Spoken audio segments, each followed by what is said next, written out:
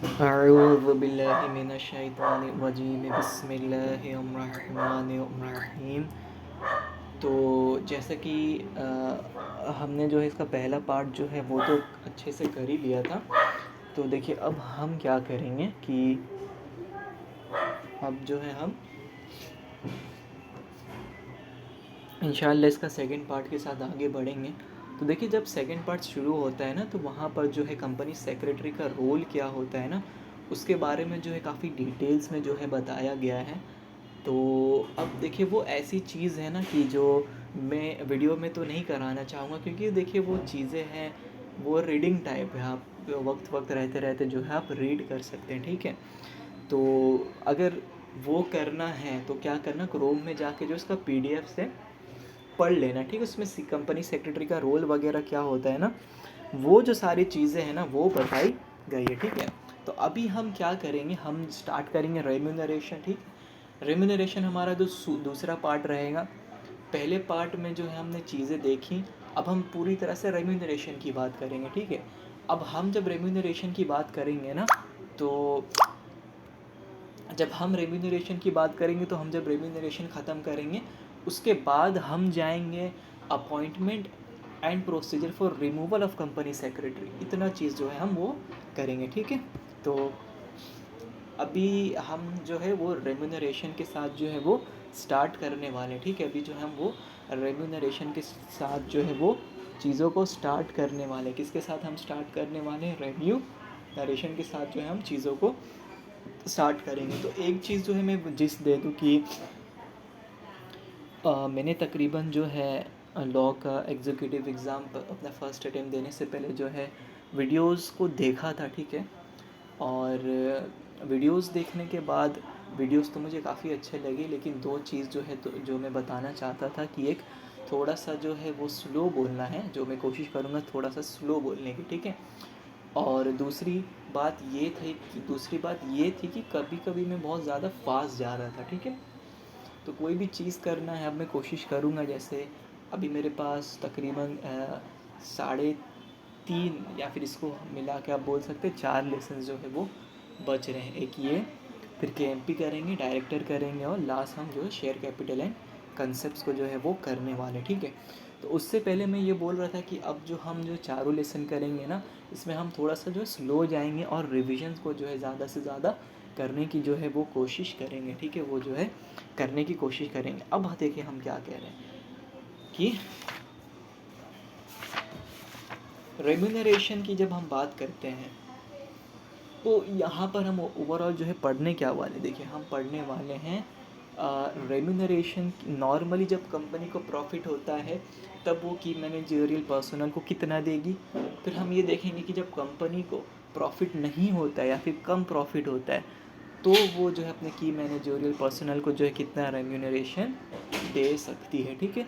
तो मेनली ये दो चीज़ जो है हम वो समझने वाले। हमारा जो मेन सेक्शन रहेगा वो आपका रहेगा सेक्शन 197 जो है हम बात करेंगे, सेक्शन 197 की हम बात करेंगे, 198 की हम बात करेंगे, 199 की बात करेंगे, 200 की बात करेंगे, 202 और 203। तो 97, 8, 9, 200, 202 और 203, यानी कि हम कुल मिला के जो है वो सिर्फ 5 सेक्शंस की जो है बात यहाँ पर करने वाले हैं, ठीक है। वो तो अभी देखिए सबसे पहले देखिए क्या कह रहे हैं कि अगर हम यहाँ पर जाएँ ना, तो ये वाला डब्बा, ठीक है। तो सबसे पहले जो हम वो देखेंगे कि सेक्शन 197 को हम देखेंगे, और सेक्शन 197 के साथ हम स्केड्यूल 5 का जो आपका स्केड्यूल 5 ये रहेगा। और हाँ, पार्ट 2 रहेगा, स्केड्यूल 5 रहेगा, ये पार्ट 2 रहेगा, जिसका हम सेक्शन 1, 2 और 3 तक देखेंगे, ठीक है।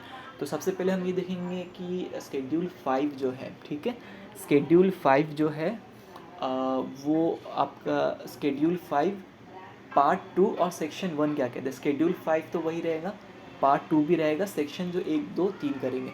तो देखिए सबसे पहले क्या कह रहे हैं कि अगर कंपनी को नॉर्मल प्रॉफिट होता है तो उस केस में जो है कंपनी जो है अपने की मैनेजेरियल पर्सनल को अगर हम सेक्शन 1 की बात करें तो कितना जो है वो अमाउंट दे सकती है, कितना जो है वो अमाउंट दे सकती है, ठीक है।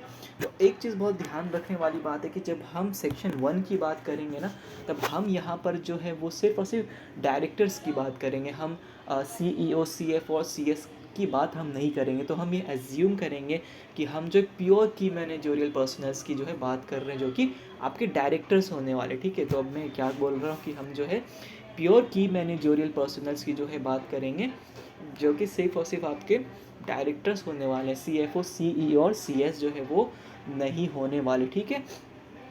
तो सबसे पहले हम देखेंगे कि क्या कि कंपनी किस किस को जो है वो कितना जो है वो दे सकती है। तो देखिए, जो पहले बताया गया है ना, वो इस वाले डब्बे में जो है इसको बहुत अच्छे से जो एक्सप्लेन किया गया है, ठीक है। तो अब जब देखिए, सबसे पहला पार्ट ये बोल रहा है कि देखिए हर तरह के डायरेक्टर्स, ठीक है, जो प्योर की मैनेजोरियल पर्सनल जो मैं बार बार बात करूँगा, तो प्योर की मैनेजोरियल पर्सनल को कंपनी जो है वो 11% ऑफ द नेट प्रॉफिट जो आपका फाइनेंशियल ईयर एंड होते होते हुआ है, वो आप 11% तक आप नेट प्रॉफिट में दे सकते हैं, ठीक है।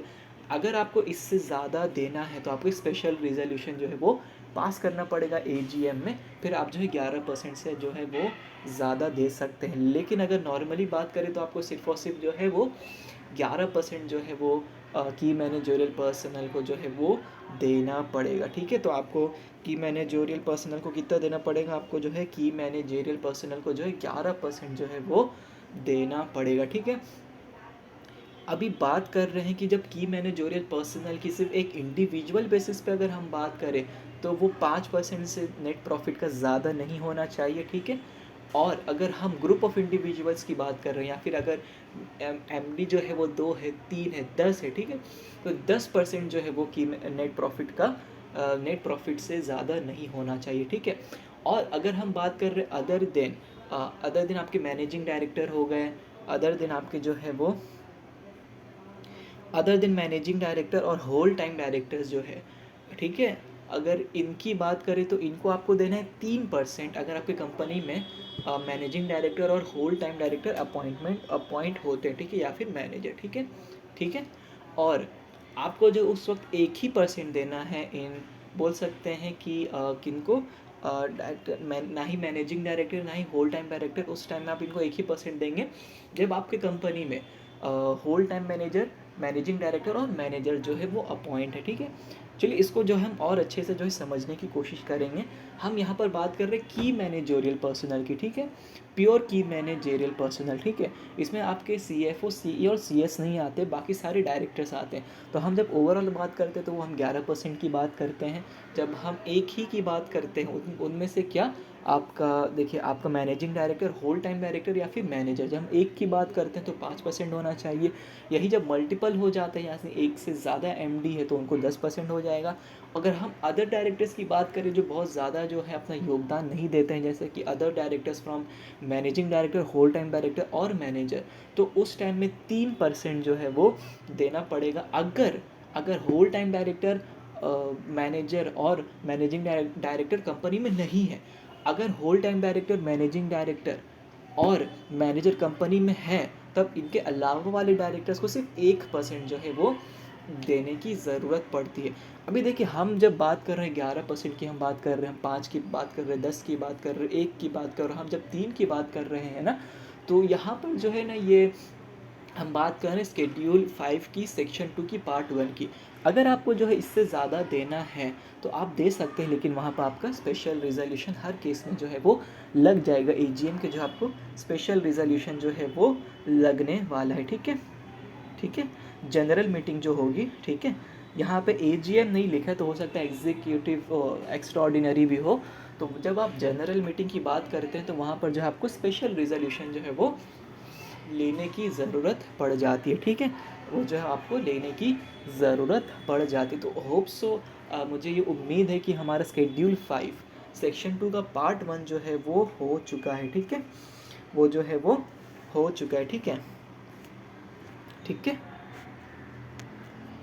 अभी देखिए यहाँ पे क्या कह रहे हैं, 197(1) का ही पहला पार्ट कर रहे, provided also that where the company has defaulted in payment of dues to any bank और पब्लिक फाइनेंशियल इंस्टीट्यूशन, ठीक है, ठीक है, or non-convertible debenture holders or any other secured creditors the prior approval of the bank or public institution concerned, or the non-convertible debenture holders or other secured creditors as the case may be shall be obtained by the company before obtaining the approval in the general meeting. यानी साफ कहने का मतलब ये होता है कि आपके जितने भी लेंडर्स होते चाहे वो सिक्योर्ड हो अनसिक्योर्ड हो, है ना, आपके पब्लिक फाइनेंशियल इंस्टीट्यूशन होते हैं या फिर बैंकिंग इंस्टीट्यूशन होते हैं, ठीक है, तो आपको क्या करना पड़ेगा, अगर आपको स्पेशल रिजोल्यूशन से जो आपका स्केड्यूल 5 पार्ट 2 के सेक्शन 1 से ज़्यादा देना है, ठीक है, ज़्यादा हम बात कर रहे हैं, तब जो है फिर आपको जो है लेंडर्स की जो है वो अप्रूवल भी लेने की ज़रूरत पड़ जाती है। तो पहले आपको अप्रूवल लेना पड़ेगा, अप्रूवल आता है फिर ही आप जो है जनरल मीटिंग में अगर इनसे ज़्यादा देना है तो आप फिर आप पास कर सकते। फॉर एन एग्जांपल आपने की मैनेजरियल प्योर की मैनेजरियल पर्सनल को इस बार 15% देना है, आप कंपनी को ऐसा लगता है कि इन्होंने बहुत अच्छा काम किया, तो उस केस में देखिए आप 4% तो एक्स्ट्रा दे रहे हैं। अब आपके जो लेंडर्स होंगे ना, लेंडर्स होंगे जो जिनका पेमेंट अगर डिफ़ॉल्ट है, ठीक है, डिफ़ॉल्ट है, तो उनका सबसे पहले आप अप्रूवल लेंगे, फिर वही आप जनरल मीटिंग में जो है स्पेशल रिजोल्यूशन पास करके इन्हें जो है वो ज़्यादा जो है अमाउंट दे सकते हैं, ठीक है, इन्हें जो है आप वो ज़्यादा अमाउंट दे सकते हैं। ये भी आपका 197 जो है वो 1 ही जो है वो बात कर रहा है। तो हम देखें, अगर हम बात कर रहे हैं नॉर्मल केस की जहाँ कंपनी को प्रॉफिट है, तो हम बोलेंगे सेक्शन 197(1), ठीक है, हम जो है बात करेंगे सेक्शन 197(1) की, और हम बोलेंगे with the schedule 5 of part 2 of section 1, ठीक है। और जब हम लेंडर्स की भी जब बात करते हैं, जब हम स्पेशल रिजोल्यूशन से ज़्यादा लेंगे तो भी वो जो 197(1) ही की जो है हम बात कर रहे होते हैं, ठीक है। तो अभी देखिए हमारा 197(1) तो हो चुका है, अब हम बढ़ेंगे 197(2) के तरफ। देखिए 197(2) और 197(5) तो एक ही चीज़ बोलता है कि हम जब सिटिंग फ़ीस की बात करेंगे ना, कि जब डायरेक्टर को कोई भी मीटिंग अटेंड करने की जब सिटिंग फ़ीस मिलती है तो वो उसकी रेम्यूनरेशन में ऐड नहीं होना चाहिए, ये इसका एक्सक्लूडिंग ऑफ द रेम्यूनरेशन जो है वो रहेगा, ठीक है। तो 197(2) तो हमारा हो गया। अब 197(3) जो हम करेंगे उस पर हमें बहुत ज़्यादा जो है वो ध्यान देने की जो है वो ज़रूरत है, ठीक है। देखिए 197(3) आपका क्या बोल रहा है पता है, कि अगर आपके पास जो है वो प्रॉफिट नहीं होता है या फिर आपके पास इन एडिक्वेट प्रॉफिट है, फिर भी आप जो है अपने की मैनेजेरियल पर्सनल्स को जो है वो जो है आप अपना रेम्यूनरेशन दे सकते हैं। ठीक उसी तरह जैसे कि हमने वहाँ पर पढ़ा था 123, और रूल आपका था 3 डिक्लेरेशन नहीं declaration in payment of dividend rules 2014 जो हमने पढ़ा था ना, उसमें चीज़ें बताई गई थी ना कि इनएडिक्वेट प्रॉफिट हो फिर भी आप डिविडेंड बांट सकते हैं। इसी तरह अगर इधर भी जो इनएडिक्वेट होता है तो भी जो आप अपना रेम्यूनरेशन जो इन्हें बांट सकते हैं, ठीक है। अभी देखिए इसमें जो हम बात करेंगे ना 197(3) की, तो इसमें हमें दो चीज़ ध्यान रखने वाली है, एक आपका पार्ट ए आएगा और एक आपका पार्ट 2 आएगा। हम सेक्शन 2 की बात कर रहे हैं, हम 1 ने तो हम 1 तो हमने जो है वो पढ़ लिया है। अब जो है हम बात करेंगे सेक्शन पार्ट 2 की, सेक्शन 2 की पार्ट ए और पार्ट बी। देखिए क्या कह रहा है, देखिए क्या कह रहा है।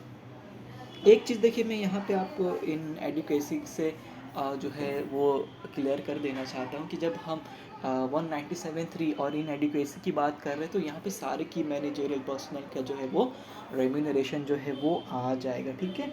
वो जो है वो सारे के सारे जो है रेम्यूनरेशन आ जाएंगे। जैसे अब बट हमने जब बात की आपकी पार्ट 1 की, तब हम बात करते सिर्फ प्योर की मैनेजरियल पर्सनल, ठीक है। और हम यहाँ पर जब बात कर रहे हैं तब हम बात कर रहे हैं सारे की मैनेजरियल पर्सनल की। तो इसका मतलब ये होता है कि अगर कंपनी को लॉस होता है तो अपने सारे की मैनेजरियल पर्सनल को भी जो है वो रेम्यूनरेशन दे सकती है, ठीक है। तो अब देखिए वो कैसे होने वाला है कि अगर आपके पास लॉस होता है या फिर प्रॉफिट जो है वो अप टू 5 करोड़ होता है, ठीक है, फिर हम देखेंगे कि 5 करोड़ से 100 करोड़, फिर 100 करोड़ से 250 करोड़ और 250 करोड़ से ऊपर। तो यहाँ पर हम देखेंगे कि सबसे पहले आपका हो जाएगा 60, 84, 120, 120 plus 0.01% of the effective capital in excess of ₹250 crore. ठीक है, 250 करोड़ के ऊपर का जितना भी जो कैपिटल जो है वो कंपनी के पास रहेगा, ठीक है, जो कैपिटल जो है वो कंपनी के जो है पास रहेगा, ठीक है, तब जो हम देखेंगे कि वहाँ पे 0.01% जो है वो इस पे ऐड हो जाएगा। ठीक है, अब देखिए हम बात कर रहे हैं यहाँ पर जो प्रॉफिट तो कंपनी को हुआ नहीं, तब हम जो है कैपिटल की बात कर रहे हैं। तो जब हम इस कैपिटल की बात करेंगे ना, तो हम देखिए क्या करेंगे, हम सारे जो है वो कैपिटल को जो है वो ले लेंगे। ठीक है, जो हम सारे कैपिटल को जो है ले लेंगे, जिसमें आपका जो पेड अप शेयर कैपिटल आपका आ जाएगा। ठीक है, फिर जो है आपका डिबेंचर रिडम्पशन रिजर्व भी आएगा, आपका सिक्योरिटीज़ प्रीमियम भी आएगा, आपका जो है फिर रीवैल्यूएशन अकाउंट भी जो है वो शायद आ सकता है। पहले आपका एक्यूमुलेटेड प्रॉफिट था जो है वो भी जो है वो आ जाएगा। तो हम किसकी बात कर रहे हैं, हम कैपिटल की बात कर रहे हैं। हम किसकी बात कर रहे हैं, हम वो कि कंपनी के पास कैपिटल कितना है। ठीक है, तो हम प्रॉफिट की एक्सक्लूसिवली जो है बात नहीं कर रहे हैं, हम बात कर रहे हैं कैपिटल की। इसके बाद में एक सम भी आएगा जो हम अच्छे तरह से जो है वो करना चाहेंगे। ठीक है, तो अगर कंपनी के पास कोई कैपिटल ही नहीं बचते हैं, 5 करोड़ तक कैपिटल है, 5 करोड़ से 100 करोड़ का कैपिटल है, 100 करोड़ से 250 करोड़ का कैपिटल और 250 करोड़ से ऊपर का कैपिटल है, तब आप 60, 84, 120, 60, 84, 120, फिर 120 plus 0.01% of the excess of the capital that is left with the company in excess of 250 crore. ठीक है, अभी देखिए हम बात कर रहे हैं कि ये तो हो गया आपके इन केस ऑफ मैनेजरियल पर्सनल। ठीक है, अभी हम बात कर रहे हैं उन डायरेक्टर्स की, हम बात करेंगे उन डायरेक्टर्स की, ना ही वो मैनेजिंग डायरेक्टर है, ना ही वो होल टाइम डायरेक्टर है, ना ही वो मैनेजर है। ठीक है, तो अगर हम इनकी जब बात करेंगे ना, limit of yearly remuneration payable shall not exceed in case of other directors. ठीक है, जब हम अदर डायरेक्टर्स की बात करेंगे तो इनके लिए हो जाएगा 12, 17, 24, 24 प्लस 0.01%, सेम जो है वो 250 करोड़ के जो ऊपर जाएगा।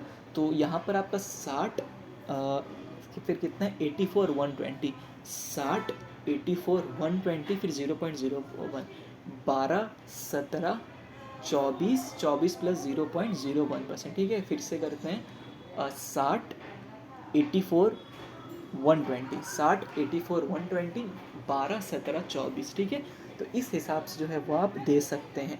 अभी क्या हमने देखा कि पार्ट 1 में अगर कंपनी चाहे तो स्पेशल रिजोल्यूशन करके तो वो एक्स्ट्रा दे सकती है।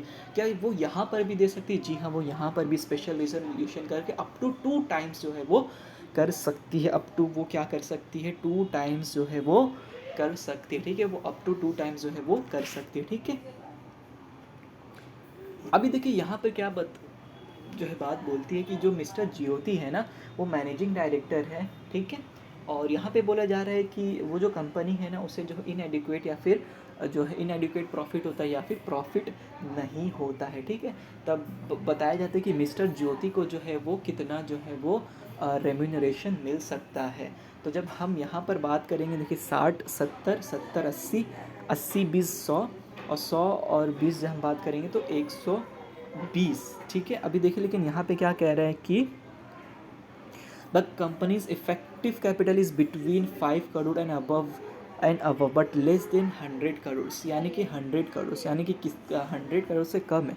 तो यानी कि 70 तो ये हो गया आपका, ठीक है, और 70, ठीक है,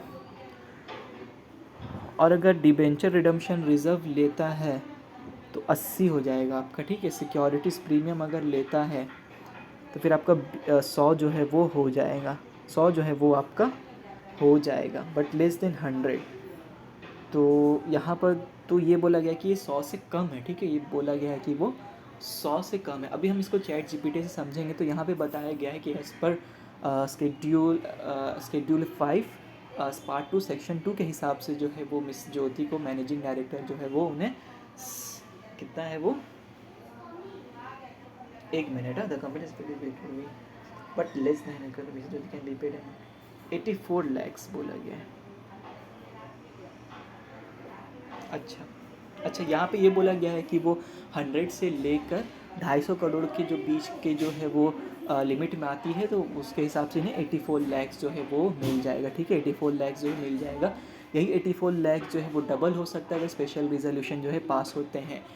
स्पेशल रिजोल्यूशन अगर पास हो जाता है तो ये जो मामला है वो डबल भी जो है वो हो जाएगा। लेकिन देखिए, जब आप कोई भी चीज़ के एक्सेस की बात करते हैं ना, तब आपको लेंडर्स का अप्रूवल भी लेना पड़ेगा। तो यहाँ पे कंपनी अगर डिफ़ॉल्ट करती है तो सबसे पहले वहाँ पर जो है अप्रूवल भी जो है वो लेना पड़ जाएगा। अभी देखिए, हम अभी यहाँ पर जो है हम देखने के लिए कि इफेक्टिव कैपिटल कंपनी का क्या क्या होता है, तो हम देखेंगे यहाँ पर हमारे पास क्या क्या है। DRR है, सिक्योरिटी प्रीमियम और रिवैल्यूएशन रिजर्व है, ठीक है। तो अभी हम इसे समझेंगे कि क्या क्या चीज़ें जो है वो इफ़ेक्टिव कैपिटल में जो है वो आ जाती है, ठीक है।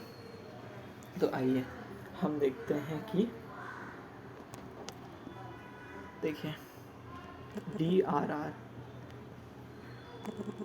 DRR, ठीक है। DRR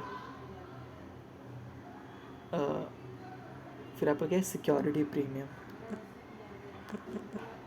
सिक्योरिटी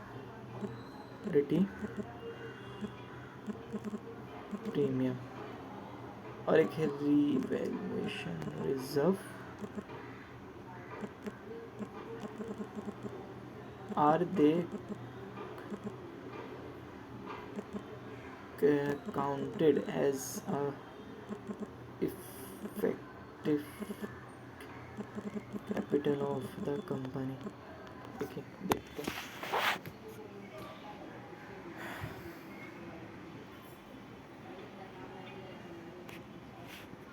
अच्छा, सिक्योरिटी प्रीमियम तो इंक्लूड है इसमें, डिबेंचर रिडम्पशन रिजर्व भी जो है इंक्लूड है, रीवैल्यूएशन रिजर्व जो है वो इंक्लूड नहीं किया जाता, ठीक है।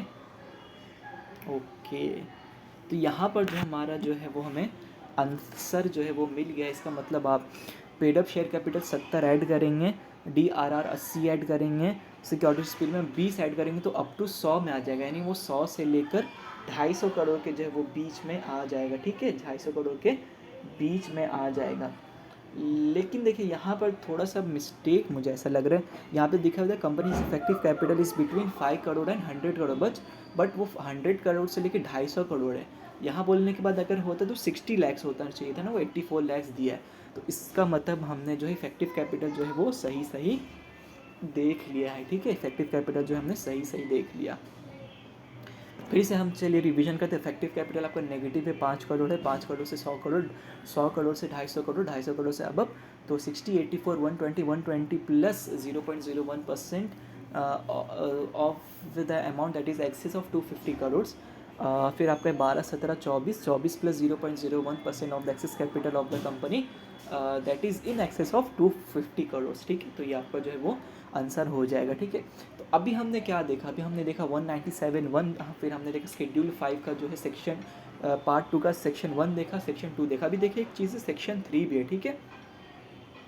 लेकिन सेक्शन पार्ट बी जो है, पार्ट ए हमने ये पढ़ा, पार्ट बी की हम बात करेंगे तो पार्ट बी जो है वो प्योर की मैनेजरियल पर्सनल के लिए नहीं है, वो अदर दिन की प्योर की मैनेजरियल पर्सनल है, या फिर वो डायरेक्टर की भी हम बात करेंगे जो कि प्रोफेशनल वे में जो है वो काम कर रहा है। तो हम यहाँ पर CEO, CS और CFO की जो है वो ज़्यादा बात करेंगे, ठीक है। या फिर वो ऐसा डायरेक्टर जो कि फंक्शनिंग कर रहे हैं इन अ प्रोफेशनल कैपेसिटी जो है वो काम कर रहे हैं, यानी उसके पास कोई स्पेशल स्किल्स, स्पेशल क्वालिफिकेशन है उसके पास, ठीक है, वो डायरेक्टर, ठीक है, वो जो अलग से भी काम कर रहा है। या फिर कोई ऐसा बंदा जो कि प्रोफेशनली भी जो है वो काम कर रहा है, तो उस केस में क्या हो जाएगा ना कि आपको जो है पार्ट ए में जो रेम्यूनरेशन देने के लिए, पार्ट ए में जो है रेम्यूनरेशन देने के लिए आपको पार्ट बी के भी एडिशनल कंडीशंस को फुलफिल करना पड़ेगा। देखिए, हम पार्ट ए की बात कर रहे हैं, वो सारे की मैनेजरियल पर्सनल की हम बात कर रहे हैं, ठीक है। लेकिन इनमें से जो प्रोफेशनल कैपेसिटी रखते हैं CEO, CFO, CS और वो डायरेक्टर जो प्रोफेशनल कैपेसिटी रखते हैं, उनको जो है पार्ट बी के भी एडिशनल जो है कंडीशंस वो फुलफिल जो है वो करने पड़ेंगे, ठीक है। तो आइए सबसे पहले हम देखते हैं कि वो जो एडिशनल कंडीशंस जो है वो क्या होने वाले हैं, ठीक है। देखिए क्या कह रहे हैं, कि वो कंपनी में कोई भी जो है इंटरेस्ट ऑफ द कैपिटल नहीं रखते हैं, ना ही होल्डिंग कंपनी, सब्सिडियरी कंपनी या फिर कोई भी उससे रिलेटेड कंपनी में उनका जो है वो इफेक्टिव कैपिटल जो है वो इंटरेस्ट नहीं होना चाहिए, यानी कैपिटल में जो उनका इंटरेस्ट नहीं होना चाहिए, ठीक है। वो डायरेक्टली और इनडायरेक्टली इंटरेस्ट, डायरेक्टली और इनडायरेक्टली उनका इंटरेस्ट नहीं होना चाहिए कंपनी में, और ना ही जो है वो, और ना ही वो रिलेटेड होने चाहिए अदर डायरेक्टर्स और अदर की मैन और प्रमोटर्स ऑफ द कंपनी के, ठीक है, ठीक है, और ऑफ एनी सब्सिडियरीज पिछले 2 साल में या फिर जब से वो पॉइंट हुए तब से, ठीक है। बात की क्या है, हमने देखा कि उनके पास जो है कंपनी के कैपिटल में इंटरेस्ट नहीं होना चाहिए। दूसरा हमने ये देखा कि वो डायरेक्टर्स या कोई प्रमोटर्स के रिलेटेड नहीं होना चाहिए, ठीक है। कब? पिछले 2 साल से या फिर जब उन्हें अपॉइंट किया गया है तब से, ठीक है। फिर हम तीसरा देखेंगे कि वो कम से कम ग्रेजुएशन लेवल की क्वालिफिकेशन रखते हैं, जो उन्हें एक्सपर्टाइज देता है, ठीक है। वो कम से कम ग्रेजुएशन लेवल की क्वालिफिकेशन रखते हैं जो उन्हें एक्सपर्टाइज देता है, ठीक है। तो हम ये बात कर रहे हैं, ठीक है। तो अगर ये 3 एक्स्ट्रा कंडीशंस वो उन्हें जो है प्रोफेशनल कैपेसिटी को जो है वो पूरी करनी पड़ती है, ठीक है, पूरी करनी पड़ती है, ठीक है। वो जो है उनका कैपिटल में इंटरेस्ट नहीं होना चाहिए, वो डायरेक्टर्स, दूसरे डायरेक्टर्स या प्रमोटर के रिलेट नहीं होना चाहिए, वो उन्हें कम से कम जो है वो ग्रेजुएशन लेवल का स्किल होना चाहिए जिसके वजह से उन्हें जो है वो कोई एक्सपर्टीज़ मिली हुई हो, ठीक है। तो इस केस में जो है वो उन्हें जो है पार्ट ए में तभी रेम्यूनरेशन मिलेगा जब ये पार्ट बी के जो है वो सारे कंडीशंस को जो है वो फुलफ़िल करते हैं, ठीक है। अब हम बात करते हैं जब कैपिटल में इंटरेस्ट ना होने की, तो इसका मतलब ये है कि वो 0.5% of the paid up share capital of the company को वो होल्ड नहीं करने चाहिए, ठीक है। 0.5% of its paid up share capital को जो है वो होल्ड नहीं करने चाहिए, चाहे वो सब भी हो, सेट इक्विटी शेयर्स हो या फिर यानी क्वालिफिकेशन ऑफ शेयर्स भी जो है वो हो सकता है। देखिए, क्वालिफिकेशन ऑफ शेयर्स का मतलब ये होता है कि आर्टिकल्स ऑफ एसोसिएशन में जो पहले से दिया रहता है कि इस बंदे को कम से कम इतना जो है वो या फिर मेमोरेंडम ऑफ एसोसिएशन में दिया रहता है कि इस बंदे को जो कम से कम इतना शेयर होल्ड करना पड़ता है, ठीक है। तो अगर उसमें मोवा और वोवा में दिया है कि इन्हें जो है 1% कम से कम होल्ड करना है, तब वो जो है बी के कंडीशन में फुलफिल नहीं कर पाएंगे और इनके तहत इनएडिक्वेसी में जो है उन्हें रेम्यूनरेशन जो है वो नहीं मिल पाएगा, ठीक है। तो जब हम बात करते हैं कैपिटल इंटरेस्ट की, तो 0.5% हम जो है वो पेड अप शेयर कैपिटल की जो है वो बात करते हैं, ठीक है। जो है हम बात करते हैं, ठीक है, जो है हम वो बात करते हैं, ठीक है। अब देखिए हमने क्या देखा, हमने तो सबसे पहले जो है वो ये देखा कि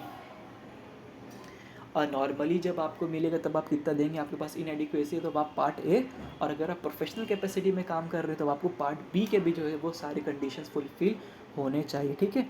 अभी देखिए यहाँ पर ये बात बता रहे हैं ना कि आपको फर्दर कोई कंडीशंस को भी फुलफिल करना पड़ेगा अगर आप ए और बी में जो है रेम्यूनरेशन दे रहे हैं, ठीक है। वो जो फर्दर जो रूल्स है ना, वो देखिए ये बात करते हैं कि payment of remuneration is approved by a resolution passed by the board, and in the case of a company covered under 178(1) also by nomination and remuneration committee, यानी कि बोला जा रहा है कि सबसे पहले देखिए आप कोई भी कंपनी है, ठीक है, आपको पहले बोर्ड रिजोल्यूशन तो निकालना ही पड़ेगा, और अगर आप 178(1) के तहत अंदर रजिस्टर्ड है तब आपको जो है एक नॉमिनेशन एंड रिम्यूनरेशन कमेटी का भी जो है वो रिजोल्यूशन जो है वो लगता है, या फिर उनका भी जो है वो ओपिनियन या फिर अप्रूवल जो है वो लग जाता है। 178(1) कौन सी कंपनी होती है? वो लिस्टेड कंपनी होती है, ठीक है। और उनका जो है बोरोइंग 50 करोड़ या फिर उससे ज़्यादा हो जाता है, या कोई भी कंपनी, या फिर वो कोई ऐसी पब्लिक कंपनी है जिनका, मेरे हिसाब से मैं गलत हो सकता हूँ लेकिन जहाँ तक मुझे याद आ रहा है उनका जो है पेड अप शेयर कैपिटल जो है वो कुछ तकरीबन 10 करोड़ या 100 करोड़ का होता है, और उनका अगर टर्नओवर जो है 500 करोड़ या फिर उससे ज़्यादा हो जाता है। चेक कर लेना इसको पॉज करके या फिर वीडियो को ख़त्म करके 178(1) वाले कौन से, तो अगर वो कंपनी है तो उन्हें जो है अब रेम्यूनरेशन क्या है, नॉमिनेशन एंड रेम्यूनरेशन कमेटी का भी जो है अप्रूवल लेना पड़ता है, ठीक है। फिर देखिए फिर इसके बाद हम देखेंगे फिर इसके बाद जो है हम देखेंगे जब आपको पार्ट ए या पार्ट बी में देना, आप इनएडिक्वेसी में दे रहे हैं, तो आपको लेंडर्स का भी जो है वो अप्रूवल लेना पहले पड़ जाएगा, ठीक है। आपको फिर जो है वो अप्रूवल जो है वो लेना पड़ जाएगा, ठीक है। फिर इसके बाद अगर आपको जो है कंडीशन के अंदर देना है, जो कि पार्ट 2 में दिखाया गया, सेक्शन 2 में दिखाया गया ए और बी में, ठीक है, तब आपको ऑर्डिनरी रिजोल्यूशन लगने वाले मात्र। अगर आपको उससे ज़्यादा देना, आपको डबल देना, तब आपको स्पेशल रिजोल्यूशन देने की ज़रूरत हो जाती है। अगर नहीं समझ आए तो मैं आपको बताता हूँ, ठीक है। मान लीजिए कि जो कंपनी का जो है वो इनएडिक्वेसी है, वो अप टू 5 करोड़ तक की बात हो रही है। तो अप टू 5 करोड़ की जब हम बात करते हैं, तब हम 60 लैक्स की बात करते हैं, ठीक है। जब हम 60 लैक्स की बात करते हैं और जो है कंपनी ने डिसाइड किया कि हम जो 120 लैक्स देंगे, तो उस केस में आपको स्पेशल रिजोल्यूशन लगाना पड़ जाएगा। अगर आप लिमिट के अंदर देते हैं, यानी कि आप जब 50 लाख देंगे, तब आपको सिर्फ एक ऑर्डिनरी रिजोल्यूशन लेने की ज़रूरत पड़ जाती है, ठीक है। यानी कि देखिए, दोनों केस में जब आप लिमिट से बढ़ते हैं, तब आपको स्पेशल रिजोल्यूशन जो है वो लेने की ज़रूरत जो है वो पड़ जाती है, ठीक है। अभी देखिए इसमें क्या बोल रहा है कि जब आप स्टेटमेंट भेजेंगे ना नोटिस के साथ, जब आप statement along with a notice calling the general meeting referred to clause 3rd is given to the shareholders containing the following information namely, ठीक है। तो जब आप नोटिस भेजेंगे ना इस मामले में इनएडिक्वेसी में अब आपको देना है, तब आपको जो है ये कंपनीज़ के जो फॉलोइंग इन्फॉर्मेशन जो है वो आपको देने पड़ जाएंगे, जिसमें से सबसे पहले आपका जनरल इन्फॉर्मेशन आ जाएगा, आपका इन्फॉर्मेशन अबाउट द अपॉइंटी आ जाएगा, आपका जो है अदर इन्फॉर्मेशन जो है वो आपके जो है वो कवर हो जाएंगे, फिर आपके जो है डिस्क्लोज़र जो है वो कवर हो जाएंगे, ठीक है। तो ये तो एक रेफरेंस वाली बात है कि इसको यहाँ ध्यान रख लेना कि जब आप नोटिस भेजेंगे, तब आपको जो है ये चीज़ों की भी जो है वो मद्देनज़र आपको रखना पड़ता है। एक बार रीड करते, नेचर ऑफ इंडस्ट्री, डेट और expected date of commencement of commercial production. वो आपका डेट क्या है, या फिर आपका डेट हो सकता है जब आप प्रोडक्शन जो है कंपनी में स्टार्ट करेंगे। In case of new companies, expected date of commencement of activities as per project approved by the financial institution appearing in the prospectus, ठीक है। जब आप न्यू कंपनी है, ठीक है, जब आप एक न्यू कंपनी है, ठीक है, जब आप एक न्यू कंपनी होते हैं, तब आपको अपना expected date of commencement of activities, ठीक है, आपको अपना कमेंसमेंट ऑफ एक्टिविटीज़ जो है वो बताना पड़ता है as per project approved by the financial institution appearing in the prospectus, ठीक है।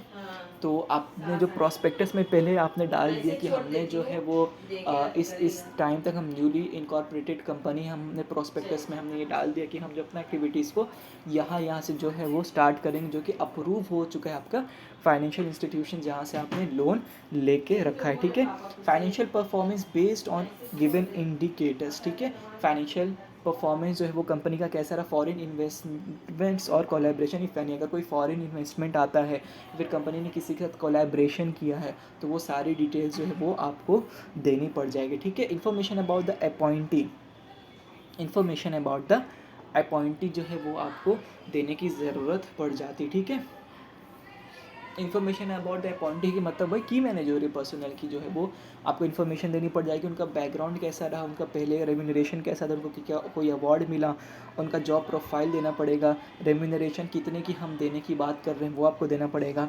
Comparative remuneration profit with respect to industry, size of the company, profile of the position and person, ठीक है। Comparative remuneration profile with respect to industry, size of the company, profile of the position, यानी कि आप एक comparison भी दे सकते हैं कि ये फला जो है वो डेजिग्नेशन वाले काम जो दूसरी जगह कर रहे हैं उन्हें वो कितना मिल रहा है, हम कितना देना जो चाह रहे हैं, ठीक है। तो ये सब जो है वो आपको देना पड़ेगा। पेक्यूनरी रिलेशनशिप डायरेक्टली और indirectly with the company, relationship with the managerial personal in and, अगर उनका कोई pecuniary relationship with the company है, पेक्यूनरी रिलेशनशिप जो है उसको देख लेना, ये मैंने शायद डायरेक्टर्स में किया हुआ था। इसमें ये होता है कि जब आप कंपनी के साथ कोई फाइनेंशियल ट्रांजैक्शन के रिलेशनशिप में जो है वो आते हैं, अगर आपका कोई रिलेशनशिप होता है उस व्यक्ति का अगर किसी और मैनेजरियल पर्सनल के साथ, तो वो भी जो आपको स्टेट करना है। अदर इन्फॉर्मेशन में आपका क्या आ जाएंगे, आपको लॉस क्यों हुआ वो आप डालेंगे, स्टेप्स टेकन और propose to be taken for improvement, आप इम्प्रूवमेंट कैसे करेगा वो आएंगे। Expected increase productivity and profit in measurable terms, जो आपने जो है वो कैलकुलेशन किया कि आप अगली बात को टैकल कैसे करेंगे, आपको अगली बात जो है वो प्रॉफिट जो है वो कितना वो जो है हो सकता है। डिस्क्लोजर्स आपको देने पड़ेंगे कुछ, the following disclosures shall be mention in the board of directors report under the heading corporate governance, ठीक है, if any attach to the financial statement, ठीक है। तो आपको जो है अपने बोर्ड रिपोर्ट के टाइटल जो कॉर्पोरेट गवर्नेंस के अंदर में ये आपको ये चीज़ें देनी पड़ेंगी। वो कौन सी चीज़ें? All elements of remuneration package, ठीक है, all elements of remuneration package such as salary, benefits, bonuses, stock option, pensions, etc. of all directors, ठीक है। ये आपको जो अपने बोर्ड ऑफ डायरेक्टर के कॉर्पोरेट गवर्नेंस के अंदर जो ये आपको चीज़ें देनी पड़ेगी। All elements of remuneration package such as salary, benefits, bonus, stock option, pension etcetera of all the directors, detail of fix component and performance link incentives along with the performance criteria. Performance criteria के साथ आपने जो है क्या incentives वगैरह जो है वो आपने रखी थी, क्या उसका बेसिस था, वो आप जो है बोर्ड ऑफ डायरेक्टर्स के रिपोर्ट में जो है आप डालेंगे।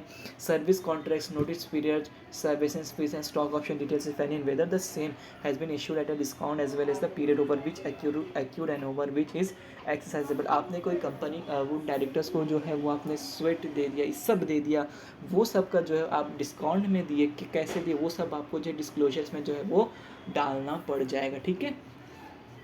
वो सब जो है आपको चीज़ें डिस्क्लोजर्स में जो है वो डालने की पड़ जाएगी जब आप जब आप जो है वो जब आप बोर्ड ऑफ डायरेक्टर्स की बात कर रहे हैं, ठीक है। अभी देखिए यहाँ पे बात किया गया है कि जब आप इन एडिक्वेसी में जो है वो देना चाह रहे हैं तभी आपको जो है बोर्ड ऑफ डायरेक्टर्स के कॉर्पोरेट गवर्नेंस के हेडिंग के अंदर ये सारी चीज़ें जो है वो बतानी पड़ेगी, ठीक है। ये सारी जो चीज़ें हैं वो बतानी पड़ेगी। 100 रुपये गिरे,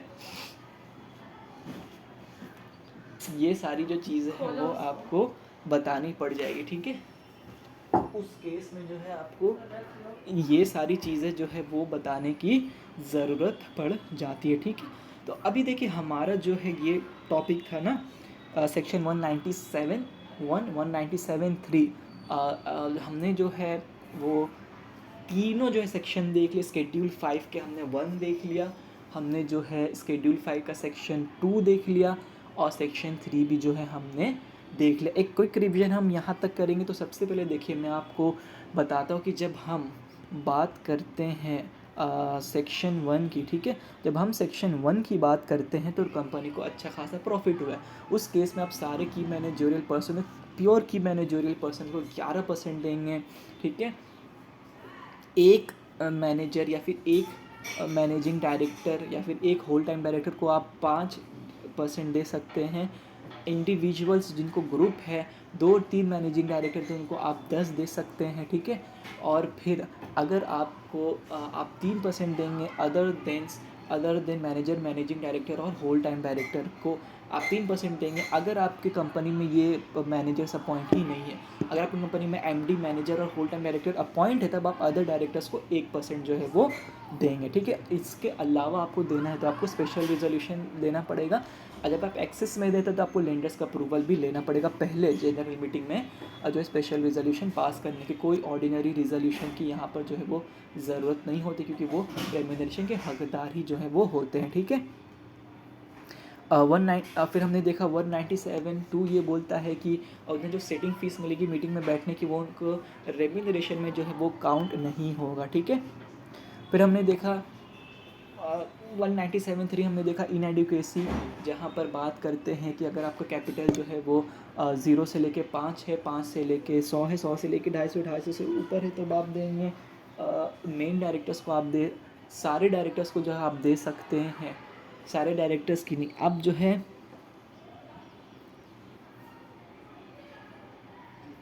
आपको जो है वो सारे के सारे की मैनेजरियल पर्सनल को जो है आप कितना दे सकते हैं 60, 84 120 120 प्लस 0.01%, 12, 17, 24 24 प्लस 0.01%। बी में ये बात करता है कि अगर आपका जो कोई प्रोफेशनल कैपेसिटी में काम करता है CEO, CFO और CS, अभी वो डायरेक्टर जिसका प्रोफेशनल कैपेसिटी भी है तो उसको बी वाले कंडीशंस को भी जो है फुलफिल करने पड़ेंगे। बी वाले कंडीशन ये होते हैं कि कंपनी के साथ उसका जो है वो कैपिटल इंटरेस्ट नहीं होना चाहिए। फिर बात करता है कि वो डायरेक्टर्स या फिर किसी प्रमोटर्स के रिलेटेड नहीं होना चाहिए और अगर वो कोई भी क्वालिफिकेशन रखता है, एक्सपर्टीज़ रखता है कम से कम ग्रेजुएशन लेवल की, ठीक है। और फिर हमने देखा कि जब आप इंटरेस्ट इन कैपिटल की बात करते हैं तब आपके पास 0.5 पेड अप शेयर कैपिटल नहीं होना चाहिए किसी भी स्कीम के तहत, या फिर आप जो है क्वालिफिकेशन ऑफ शेयर से भी जो है वो शेयर्स को नहीं रख सकते, ठीक है। ये हमने जो है वो पार्ट समझी। तो देखिए जो पार्ट ए बात करता है तो वो तो आपका जो है वो प्योर की मैनेजरियल पर्सनल की बात करता है। पार्ट बी बात करता है कि अगर अगर कोई अदर दिन प्योर की मैनेजरियल पर्सनल को जो पेमेंट करना है, ठीक है, अगर पेमेंट करना है तो उनके लिए जो है वो पार्ट ए में उन्हें मिल सकता है, लेकिन पार्ट बी की भी जो कंडीशंस जो है वो उन्हें फुलफ़िल करनी पड़ेगी, ठीक है। जाके जब सेक्शन 1 इसके बारे में बात नहीं करता, ठीक है, सेक्शन 1 इसके बारे में जो है वो बात नहीं करता, ठीक है। सेक्शन 2 जो है हमारा वो हो गया, ठीक है।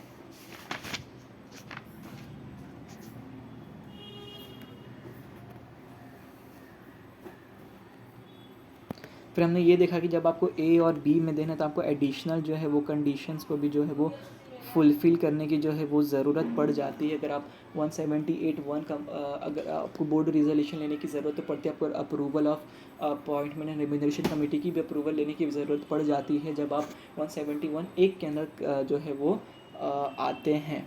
फिर आपको जो है सारे लेंडर्स का अप्रूवल लेना होता है, चाहे आप विद इन द लिमिट ही क्यों ना दे रहे हैं। फिर अगर आप विद इन द लिमिट दें तो आपको ऑर्डिनरी रिजोल्यूशन लगेगा, अगर लिमिट से ज़्यादा देना अप टू 2 टाइम्स तो आपको स्पेशल रिजोल्यूशन लगेगा। फिर हमने ये देखा जनरल इन्फॉर्मेशन आपका होगा, आपका इन्फॉर्मेशन अबाउट द अपॉइंटी होगा, आपका अदर इन्फॉर्मेशन होगा, और आपका डिस्क्लोजर जो है वो देने पड़ जाएंगे बोर्ड रिपोर्ट में अंडर कॉर्पोरेट गवर्नेंस के जो हमने अभी यहाँ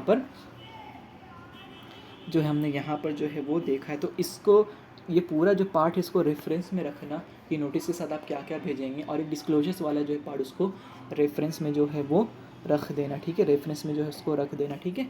तो हमारा जो है वो सेक्शन 1 हो गया, हमारा जो है वो सेक्शन 2 हो गया, ठीक है। सेक्शन 3 क्यों बोल रहा था मैं वैसे, सेक्शन 3 तो कुछ है ही नहीं, ठीक है। चलिए अब जो है हम आगे बढ़ते हैं और हम 194 ये ठीक है, देखिए क्या कह रहे हैं, देखिए। तो सारे के सारे प्योर की मैनेजरियल पर्सनल का जो है वो रेम्यूनरेशन कैसे डिसाइड होगा, तो उनका रेम्यूनरेशन डिसाइड हो सकता है उनके आर्टिकल्स ऑफ एसोसिएशन से, या फिर स्पेशल रिजोल्यूशन से, या फिर ऑर्डिनरी रिजोल्यूशन से जो है उनका रेम्यूनरेशन जो है वो डिसाइड हो जाएगा, ठीक है। वो कैसे डिसाइड होगा, आर्टिकल्स ऑफ एसोसिएशन से, स्पेशल रिजोल्यूशन से, या फिर ऑर्डिनरी रिजोल्यूशन से जो है वो उनका पेमेंट जो है वो डिसाइड हो जाएगा, ठीक है। अभी देखिए 197(4) ये बोलता है कि कोई भी ऐसा कंपनी उन्हें सर्विस देती, कोई भी ऐसा काम करने के लिए जो उन्होंने अपने एक्स्ट्रा कैपेसिटी में करके दे दिया, तो उनको जो वहाँ से फ़ीस मिलेगा वो उनको रेम्यूनरेशन में जो है वो काउंट करने की ज़रूरत नहीं होता, ठीक है, नहीं होता। वो कौन कौन से देखिए, सबसे पहले the service rendered are of a professional nature and the in the opinion of the nomination remuneration committee of the company is covered under 178(1). तो सबसे पहले ये बोला जाता है कि वो कोई प्रोफेशनल काम जो है सर्विस कम करके देती है, और वो जो है अगर 178 के तहत तो वो अपॉइंटमेंट एंड रेम्यूनरेशन कमेटी के ओपिनियन में भी जो है वो सही होना चाहिए। फॉर एन एग्जांपल मान लीजिए कि मैं एक मैनेजिंग डायरेक्टर हूँ कंपनी का, और मुझे जो UI UX डिज़ाइनिंग भी आती है, या फिर मुझे ग्राफिक डिज़ाइनिंग भी आती है, तो हालांकि मैनेजिंग डायरेक्टर जो मैं था, ये मेरे टर्म्स एंड कंडीशंस में तो नहीं था एग्रीमेंट के कि मैं UI UX या फिर ग्राफिक डिज़ाइनिंग भी करूँगा। और मैं जब ग्राफिक डिज़ाइनिंग और UI UX डिज़ाइनिंग जब इस चीज़ को जब मैं ये करता हूँ तब ये प्रोफेशनल सर्विस मान लिया जाएगा, और इस केस में जो है वो मुझे जो फीस मिलेगी वो रेम्यूनरेशन में काउंट नहीं होगा। और अगर ऐसा ही opinion appointment and remuneration committee का भी अगर रहता है, अगर वो कंपनी 178(1) के अंदर रजिस्टर्ड है, तो जो है मुझे वो पैसा एक्स्ट्रा जो है वो मिल जाएगा। 197(4) के हमने जो है दोनों पार्ट जो है देख लिया। फिर देखिए क्या बोल रहे हैं, 197 यही बोल रहा है कि जब आप मीटिंग के लिए जब आप बैठेंगे, सिटिंग करेंगे, तब आपको जो रेम्यूनरेशन में काउंट नहीं होगा, लेकिन आपका पर सिटिंग 1 लाख से ऊपर जो है वो नहीं होना चाहिए। तो 197, 2 और 5 जो है वो एक है। 194 जो हमने रेम्यूनरेशन कैसे डिसाइड होगा और कौन सी चीज़ें रेम्यूनरेशन में नहीं आएगी, वो 197.4 में जो हमने चीज़ें जो है वो देख ली। ठीक है, अभी देखते हैं 197.6 क्या है। 197.6 ये बोलता है कि आपको जो पेमेंट है वो मंथली बेसिस में मिल सकता है, या फिर आपके नेट प्रॉफिट से जो है वो कोई परसेंटेज डिसाइड कर दिया जा सकता है, या फिर विद द ऑप्शन ऑफ दोनों जो है वो किया जा सकता है।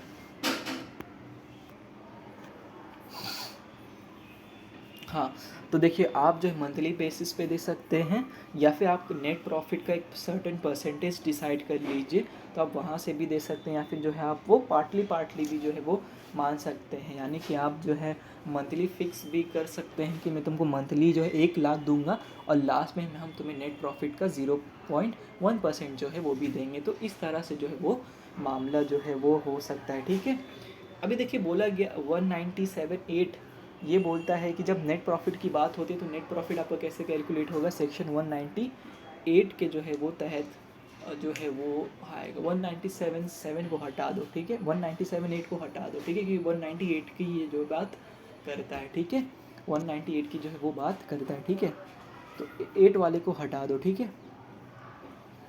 हाँ, अभी देखो 9 और 10 जो है उसको ध्यान देने वाली बात है।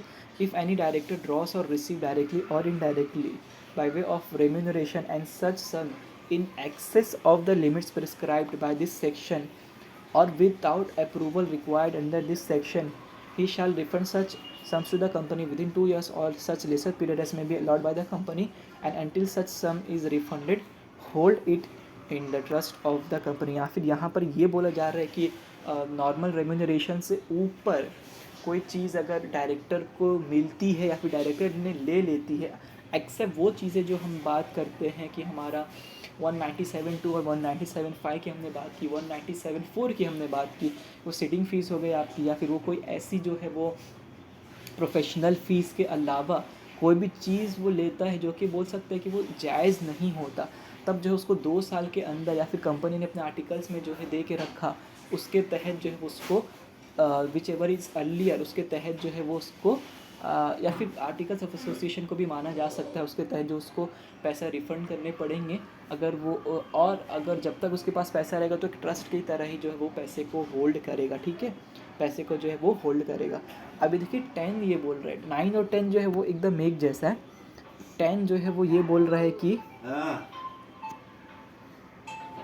10 आपका ये बोल रहा है कि अगर डायरेक्टर वो पैसा रखना चाहता है तो कंपनी को एक स्पेशल रिजोल्यूशन पास करना पड़ेगा जनरल मीटिंग में, और उससे पहले जो लेंडर्स के अप्रूवल भी जो है वो लेने पड़ जाएंगे। ठीक है, लेने पड़ जाएंगे। अगर इनमें से एक भी अगर चीज़ें नहीं होती तो उस डायरेक्टर को जो पैसा वापस जो है वो करना पड़ जाएगा। ठीक है, तो 9 और 10 जो है हमारा हो गया। 4 हमने देखा रेम्यूनरेशन की बात करता है, 5 हमने देखा सिटिंग फीस की बात करता है, 6 हमने देखा कि वो मंथली बेसिस पे बात करता है, 7 हमने क्या देखा,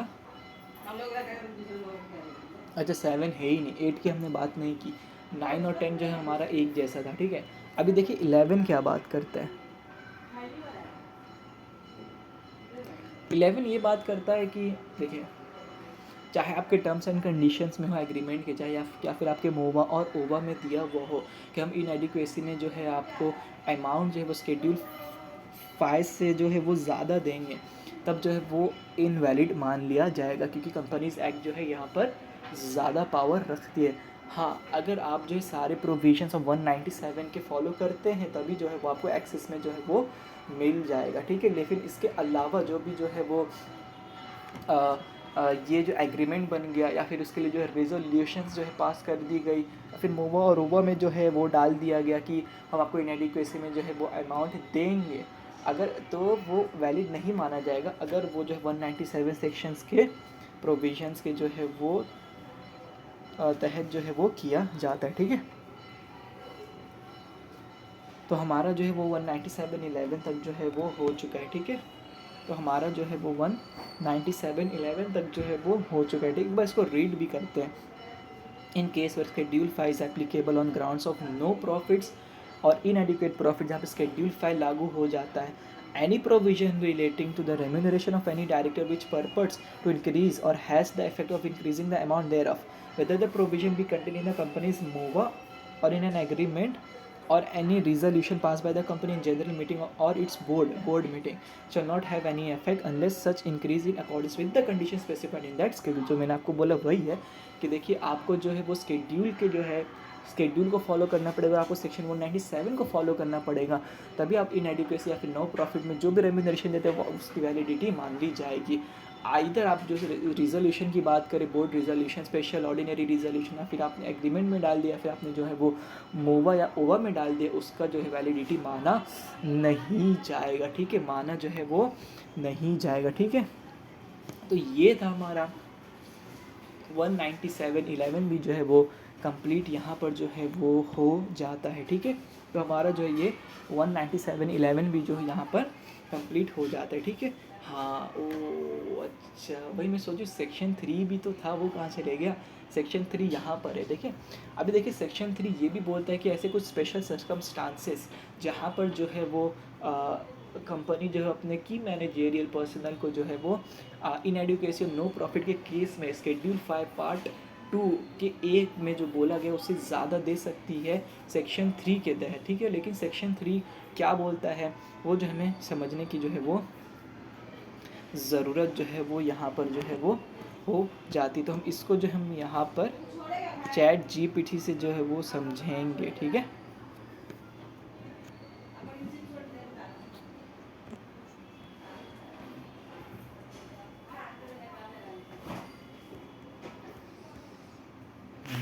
ये रहा।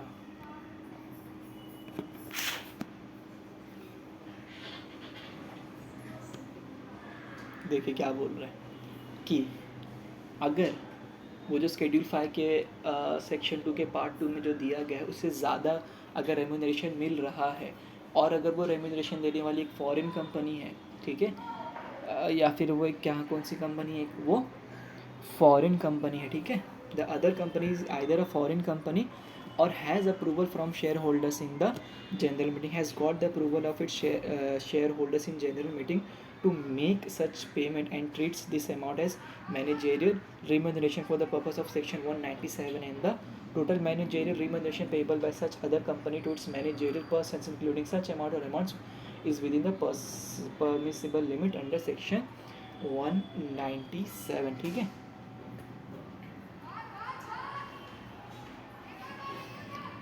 एक तो फॉरेन कंपनी होती है या फिर वो जो फॉरेन कंपनी है या फिर कोई भी ऐसी कंपनी जिसने जो है अपने शेयर होल्डर्स अप्रूवल दे दिया गया कि हम जो है वो उन्हें एक्सेस में रेम्यूनरेशन देंगे और शेयर होल्डर्स का जो अप्रूवल आता है तो उस केस में भी जो है वो रेम्यूनरेशन मान लिया जाएगा। ठीक है, तो सबसे पहले एक फॉरेन कंपनी होगी और वो कंपनी जिसने शेयर होल्डर्स के माध्यम से जो है वो अपने शेयर होल्डर से जो अप्रूवल ले के रख के इस कंपनी को दे रही है रेम्यूनरेशन, तो वो जो है रेम्यूनरेशन मान लिया जाएगा। ठीक है, फिर क्या बोल रहे हैं। अभी देखिए यहाँ पर 3 चीज़ें बताई गई हैं।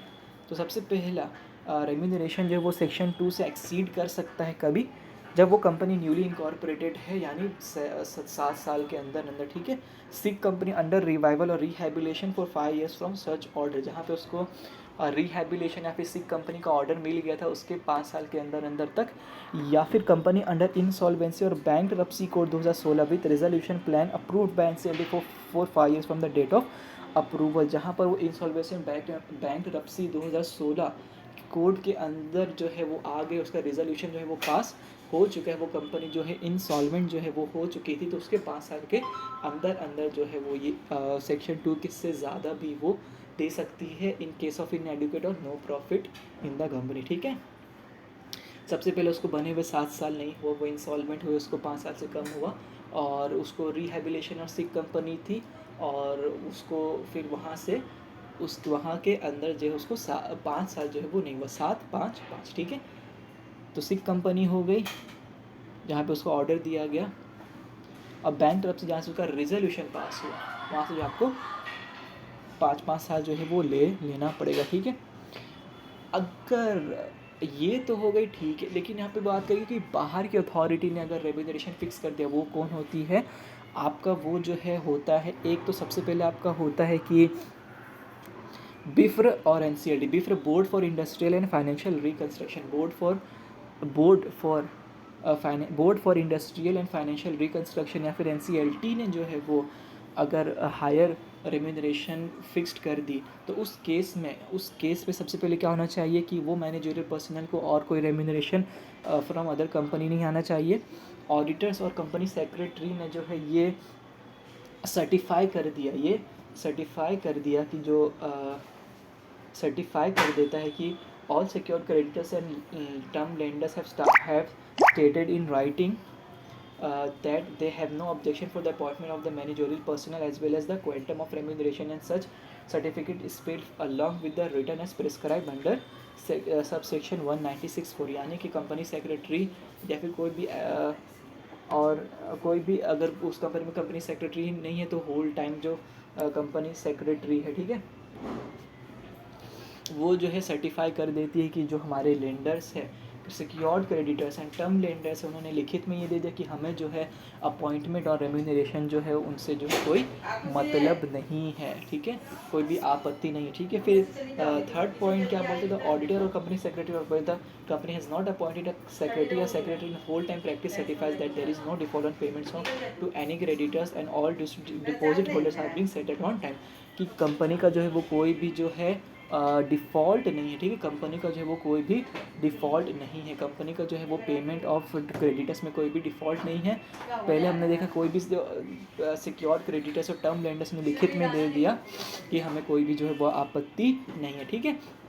लेकिन इससे पहले बिफर और एनसीएलटी ने उनका फिक्स कर दिया, उसके बाद ये 3 कंडीशन जो है वो आनी चाहिए, उन्हें कोई और नहीं दे रहा हो, कंपनी सेक्रेटरी या फिर सेक्रेटरी ने ये जो सर्टिफाई कर दिया कि जो सिक्योर्ड क्रेडिटर्स और टर्म लेंडर्स उन्हें लिखित में दे दिया कि हमें कोई आपत्ति नहीं है। फिर कंपनी सेक्रेटरी या फिर होल टाइम सेक्रेटरी ने जो है वो ये बता दिया कि सारे के सारे डिपॉजिट और सिक्योर्ड क्रेडिटर्स अनसिक्योर्ड क्रेडिटर्स भी जो कोई डिफ़ॉल्ट में नहीं है, ठीक है। तो इस केस में जो है वो कंपनी जो है वो ज़्यादा जो है अमाउंट दे सकती है, ठीक है, वो जो है वो ज़्यादा अमाउंट चाहे तो फिर वो दे सकती है, ठीक है।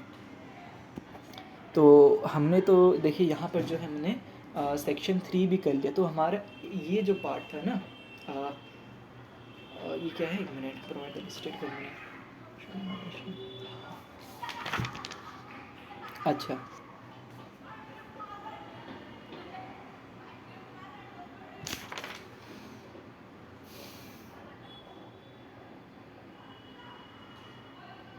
देखिए यहाँ पर हमारा पहला जो पार्ट था वो कंप्लीट हो गया। पहला पार्ट कंप्लीट होने से मेरा मुराद है कि हमने 197 से लेकर हमने 197 11 को किया, 197 8 हमने जो है वो छोड़ा है ना, 7 हमने छोड़ा, तो हमने जो है वो 197 1 से लेके 197 जो है वो 197 1 से लेके 197 11 तक हमने जो है वो कर लिया, including all the 3 section of schedule 5 part 2, ठीक है। अल्हम्दुलिल्लाह। तो यहाँ पर जो हमारा पहला जो पार्ट था वो जो है कंप्लीट होता है। अब जो हम आगे पढ़ेंगे वो जो है कि 197 12 है, जो कि अब थोड़ा सा दूसरा टॉपिक पे जो हम बात करेंगे, ठीक है, जो दूसरा टॉपिक है जो हम जो है वो बात करेंगे 197 12 और डिस्क्लोजर इज लोड रिपोर्ट, फिर सेबी का लोड फिर सेबी लोडर रहेगा, ठीक है। फिर जो हम बात करेंगे एक और इसके रिलेटेड जो सेक्शन है वो 200वां सेक्शन है, तो हम 200 वाला जो सेक्शन है वो इसी इनएडुकेसी वाला जो है पार्ट को बिलोंग करेगा, ठीक है।